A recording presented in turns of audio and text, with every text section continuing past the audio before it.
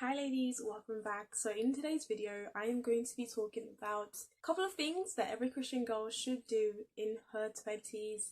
Of course, there's always more, but these are just a few very important things that's really helped me on my journey so far in navigating life as a young woman, and I'm pretty sure by God's grace that they're also going to help you as well. So make sure to subscribe if you're new to the channel. I make videos to help Christian women grow the walk of the Lord. So welcome, thank you for joining. I don't want you guys to just survive, I want you to thrive, and that's why I'm sharing these tips with you that has really helped me in my journey of becoming the woman that God has helped me to become. So number one thing that you want to be working on as a young woman is growing your relationship with the Lord. This is super important. It literally will set the foundation, the right foundation for any other thing that you can think about doing.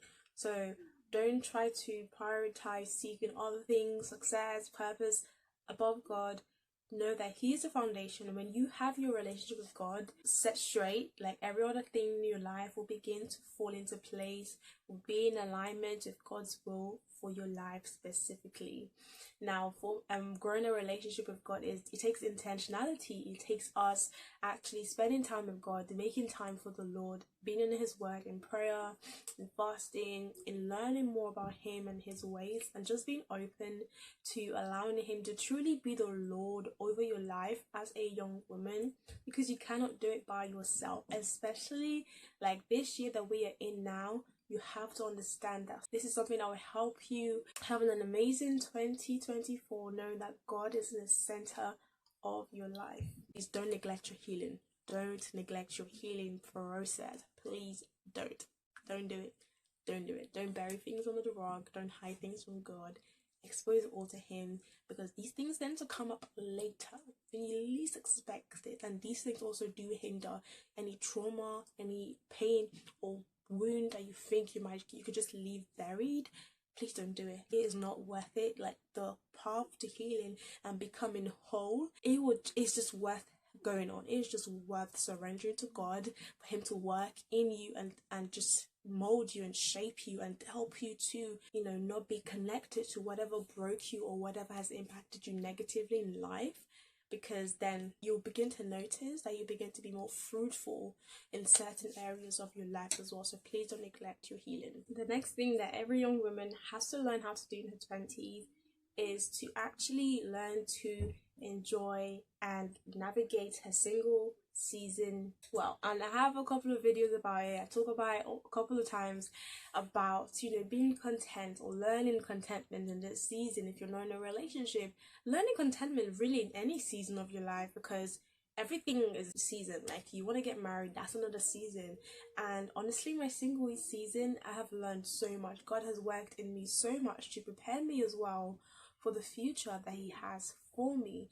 This time, do the intentional work of healing, of growing, working on your character, helping other people, being available to God as His vessel. There's so much to do that once you begin to actually see the beauty in this time now, as much as, yes, may feel difficult at times, but I don't regret a single thing. Like, it's so important to not rush into a relationship. It's so important to not rush into marriage. It's so important to be a woman who prioritizes being a woman after God's heart. You seek to please the Lord in any season that you find yourself in. So in your 20s, there will come a time, and there should be a time, where you are single before you find your God-ordained spouse, where you're literally being focused, hardworking, diligent. And I've made a video when I talked about Ruth and how she was stewarding her single years before she got married to Boaz. And it doesn't mean your single year is only literally about waiting for your husband. Like, even one who isn't expecting a marriage within a year or so should still be intentional, because the work that you're doing on yourself isn't just for a husband, okay? It's for you, it's for God, it's for your generations to come. Just becoming a woman, becoming the woman that God has made you to be, becoming a woman of impact. The next thing that you have to do is to actually seek the Lord on what your purpose is, because you cannot live life without purpose. You cannot live a purposeless life. That is so confusing and that is so empty. And look, purpose looks different for everybody. God has different plans for different people, like unique. Purpose is also important in the sense that a vessel that God can use to accomplish his purposes on earth, to help people, to draw people to Christ, to save souls, like Jesus did tell us in the so it's super important for a woman to know her goals, her life vision, God's plan for her, and she's actually actively working on them. That is super inspiring, that is super wise as well, so I would 100% recommend. And the thing about purpose, by the way, I should also mention is that God may not necessarily reveal everything to you in one day. God loves to do things in little steps of obedience, one thing at a time, and he unravels his plan for your life. So check out my Purpose Driven Woman playlist as well that I have on the channel. I have a couple of videos about purpose, how to know your purpose if you're confused about it, what to do when you know your purpose. You know, God wants to train you and lead you and help you work on yourself first before you then begin to help other people. So that's it for that one. The next thing to do that everyone should do is serving others, not as an act but as a lifestyle, as a heart posture. That is a heart posture that Jesus had when he literally said he came to serve others, right? Jesus didn't care about being the most important person in the room. He didn't care about looking, bossing everyone around. Jesus was a leader, is a leader, but he also cared about actually serving others, washing their feet, helping them, being there for people. And practically for us now, this looks like a variety of ways this can be done in your family, in your friendships, serve them in church, being available as a vessel of the Lord to actually make a difference, a little at a time. It doesn't have to be, serving doesn't have to be on a magnitude or scale where thousands of people are seeing you, but in the mundane, in the everyday, in the days when no one else sees but God actually sees you, just being somebody who is willing to help out and to be there for people. There's joy and beauty in serving, and it does help you to grow in humility as well. The next thing you have to do is actually grow meaningful relationships. And honestly, guys, your 20s should not be wasted on friendships that don't encourage you, support you, challenge you, uplift you. Like, life is happening quick, like things are moving really rapidly, and people are growing, they're leveling up, they are making moves on life, and you need the right people around you. You don't need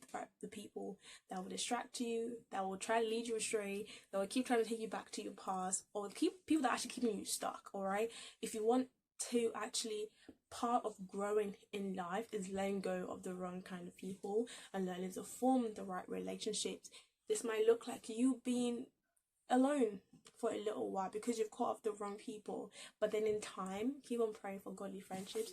God will make a way. And friendships also, or connections or relationship, not just in people your age, even people older than you, women who have gone ahead of you, who have experienced life things. There's always wisdom that can be gleaned from them when we ask them the right questions. Proverbs 21:17 does say that as iron sharpens iron, so one person sharpens another. The next thing you should do is embrace learning. I cannot emphasize this one enough. Books, sermons, people, situations in life. Embrace learning. And just being a woman who is captivated by knowledge, who wants to learn and grow and expand in the way that she thinks, in the way that she sees life. Like, life is so much bigger and vast, and there's so much to learn from people as well, that even if you are not able to learn from people directly, you might not have a lot of people in your life, and that's okay. You can learn from lots of people online, the right people, of course.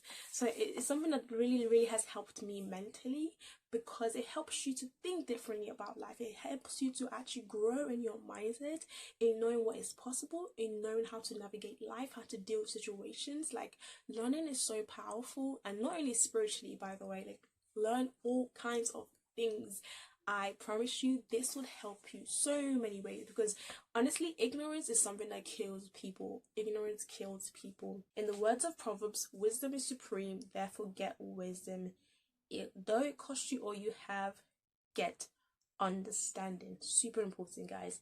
So the next thing that you should do in your 20s is to have financial wisdom. Learn to budget, learn to save, learn to invest, learn how to use and make your money wisely. Don't just be a lavish spender or an impulse buyer. Think every financial decision through. Learn how to budget yourself every month or every quarter of the year. Learn where you know where your money is going, and don't just do things carelessly.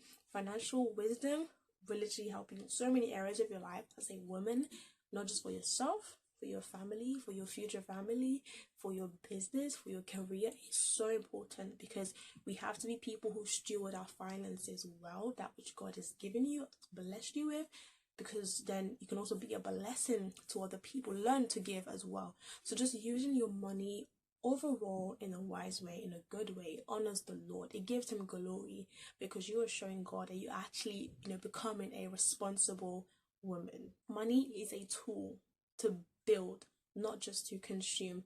So learn how to plant money as a seed and watch it grow and prepare you for your future as well, to purpose as well. But you want to be somebody who sits down and plans with God, having God goals, and also allowing God to also download in you as well his vision for your life, so that you know where you're headed, you see clearly the path that you are going to. This will help you in every decision that you make as well. And write it down, write down your vision, make it plain, like Habakkuk says and encourages us to do, because the more that we visualize and mentally see that picture of where we're going, the more that your faith helps you on the journey. Because every day is going to look different on this journey of us growing and becoming. Some days you might not feel like you're making progress, some days you may, but you having that mental image, knowing that this is where I'm going, this is what I'm working hard for, this is why I'm making this choice, it would really, really help you massively. So that's it for today's video, guys. Remember that you're not walking this journey alone. God's with you every step of the way.